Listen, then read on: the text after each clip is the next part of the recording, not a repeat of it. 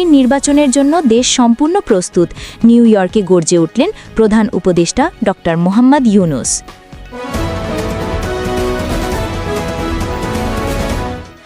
ডিম ছুঁড়ে গালি দিয়ে সত্যকে দমিয়ে রাখা যাবে না, নিউ ইয়র্ক হামলার ঘটনায় জোরালো প্রতিক্রিয়া জানালেন ডাক্তার তাসনিম জারা।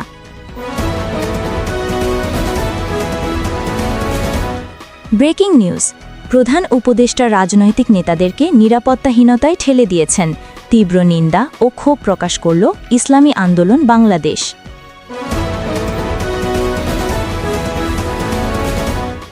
আওয়ামী লীগের সঙ্গে প্রেম কখনোই মঙ্গল আনবে না, হুঁশিয়ারি উচ্চারণ করলেন বিএনপির রুহুল কবির রিজভী।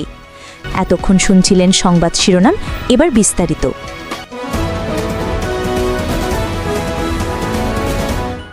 ব্রেকিং নিউজ, ফেব্রুয়ারিতে জাতীয় নির্বাচন, দেশ সম্পূর্ণ প্রস্তুত, ঘোষণা করলেন প্রধান উপদেষ্টা ডক্টর মোহাম্মদ ইউনূস।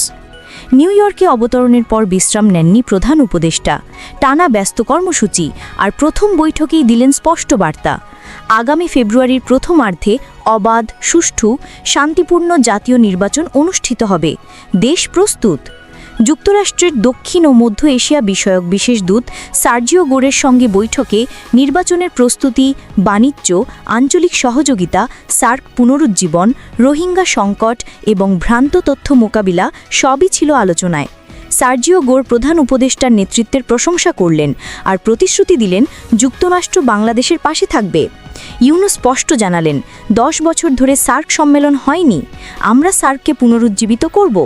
আসিয়ানে যোগ দিয়ে নেপাল, ভুটান, উত্তর পূর্ব ভারতের সঙ্গে সংযুক্ত হয়ে বাংলাদেশের অর্থনীতি বহুগুণে এগিয়ে যাবে। সোমবার নিউ ইয়র্ক সফরের প্রথম দিনই ব্যস্ত সূচি, জাতিসংঘ দপ্তরে রানী মথিল্ডের সাক্ষাৎ, গর্ডন ব্রাউন ও IMF প্রধান ক্রিস্টালিনা জর্জিয়েভার সঙ্গে বৈঠক। দ্বিতীয় দিনে আরও উত্তল কর্মসূচি, জাতিসংঘ সাধারণ পরিষদের 80তম অধিবেশনে অংশগ্রহণ, বিশ্ব বাণিজ্য সংস্থার মহাপরিচালকের সঙ্গে বৈঠক, নেদারল্যান্ডসের রানীর সঙ্গে বৈঠক, ফ্যাশন ফর ডেভেলপমেন্ট সম্মেলনে যোগদান। সন্ধ্যায় অপেক্ষা করছে বড় আয়োজন, মার্কিন প্রেসিডেন্ট ডোনাল্ড ট্রাম্প ও ফার্স্ট লেডি মেলানিয়ার সংবর্ধনা।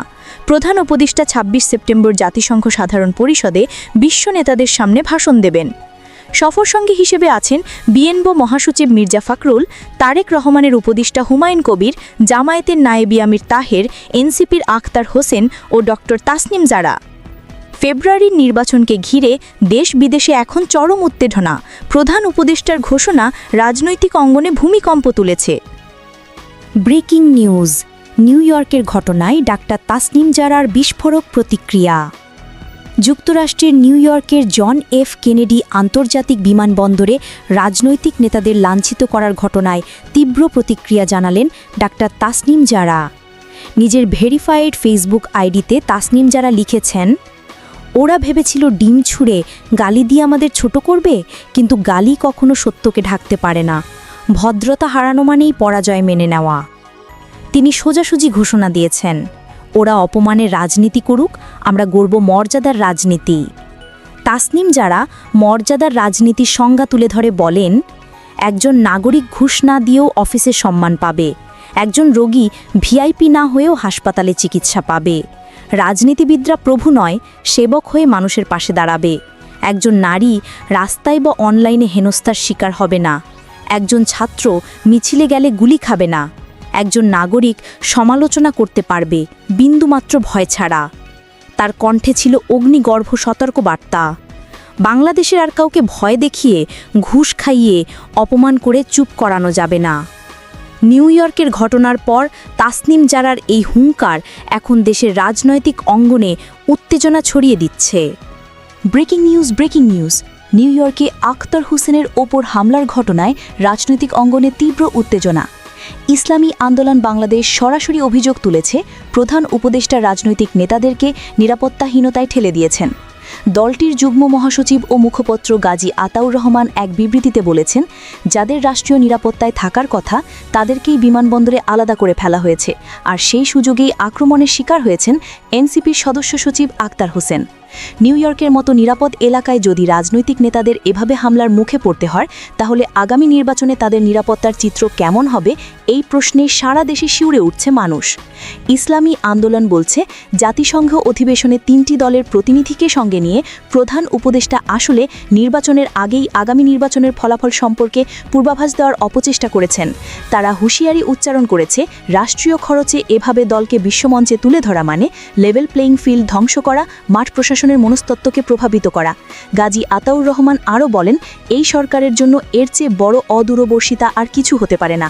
ইসলামী আন্দোলন বাংলাদেশ দাবি জানিয়েছে, যুক্তরাষ্ট্রের বিধি মোতাবেক অবিলম্বে হামলাকারীদের বিরুদ্ধে ব্যবস্থা নিতে হবে, তদন্ত করতে হবে কার অবহেলায় কার দায়িত্বহীনতায় এই লজ্জাজনক ঘটনা ঘটেছে, আর দোষীদের অবশ্যই বিচারের আওতায় আনতে হবে। রাজনৈতিক অঙ্গনে এখন একটাই প্রশ্ন, প্রধান উপদেষ্টা কি ইচ্ছে করেই রাজনৈতিক নেতাদেরকে নিরাপত্তাহীনতায় ঠেলে দিয়েছেন, নাকি এটা চরম অব্যবস্থাপনার ফল? আরও আপডেট আসছে, ব্রেকিং নিউজ চলছেই। ব্রেকিং নিউজ, আওয়ামী লীগের সঙ্গে প্রেমের চেষ্টা মঙ্গল বয়ে আনবে না, রিজভির হুঁশিয়ারি। বিএনপির সিনিয়র যুগ্ম মহাসচিব রুহুল কবির রিজভী গর্জে উঠলেন। রাজধানীর গুলশানে এক অনুষ্ঠানে তিনি সরাসরি সতর্ক করে বললেন, যারা পেছনের দরজা দিয়ে আওয়ামী লীগের সঙ্গে প্রেম করছে তাদের জন্য কোনো মঙ্গল অপেক্ষা করছে না। তিনি স্পষ্ট জানিয়ে দিলেন, আজ যারা আতাত করে নির্বাচনী বৈতরণী পার হতে চাইছে তারাও রেহাই পাবে না। এর প্রমাণ মিলেছে নিউ ইয়র্কের জন এফ কেনেডি এয়ারপোর্টে।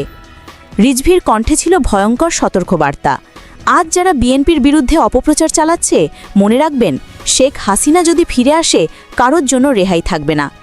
তিনি আরও বলেন, ওরা নিউ ইয়র্কে যেভাবে নেতাদের উপর হামলা চালিয়েছে সেখানেই প্রমাণ মিলেছে আওয়ামী লীগের কোনো অনুশোচনা নেই।